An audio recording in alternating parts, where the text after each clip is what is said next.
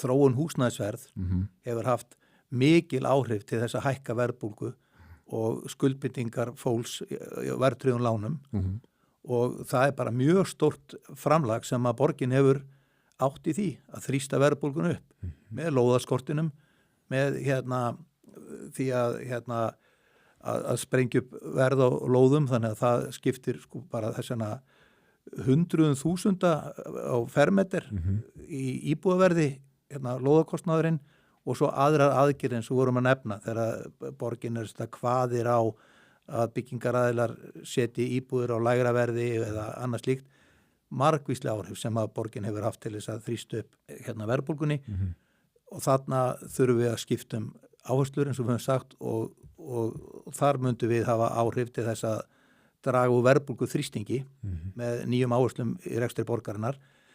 En það líka, við erum að tala borgarlínu, auðvitað hefur borgarlínan líka þjóðhagslega áhrif. Við erum að tala bara að þetta sé galið, að gambla svona miklum fjármunum umfram það sem þarf til að bæta strætókerfið og vitandi ekkert að það beri neitt árangur frekar en aðrar stórfelldar aðgerðir sem að hefur verið farið í. Og Ragnar Árnason hefur lýst því, eins og við vorum að tala að þetta væri neikvæð niðurstaða upp á 210 milljarða. Það væri eins og að henda 210 milljörðum í sjóin að var í þetta. Þetta eitt. En annað náttúrulega þjóðhagslega áhrif. Þú sér viðtöl við seðlabankastjóra núna út í Evrópu, eins og ég sá í Danmörku, sem segir að ríkisvaldið verði að gera allt sem getur til að draga úr eftirspurn og eftirspurna þenslu. Og þannig tala menn líka hér. En það að draga úr þenslu, að fara í þessa eina af stærstu bara opinberu framkvæmdu sem hefur verið farið í á Íslandi og slá fyrir því lán við þær aðstæður sem eru núna.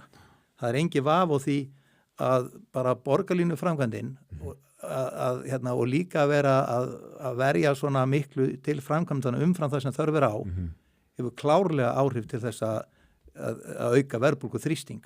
Og þannig að það kemur ekki til greina hjá ykkur að mynda meirihluta með samfélkingu? Nei. Það sko, við munum bara mynda meirihluta á grunni þeirra stefnumála sem við höfum lagt fram. Við munum ekki ganga inn í neitt meirihluta þar sem að okkar stefnumál hafi ekki hljómgrunn. Þú ert að tala algjöra uppeyju varðandi þá stefnu sem samfélkingin hefur fylgt. Og ég hef ekki séð nein merki það.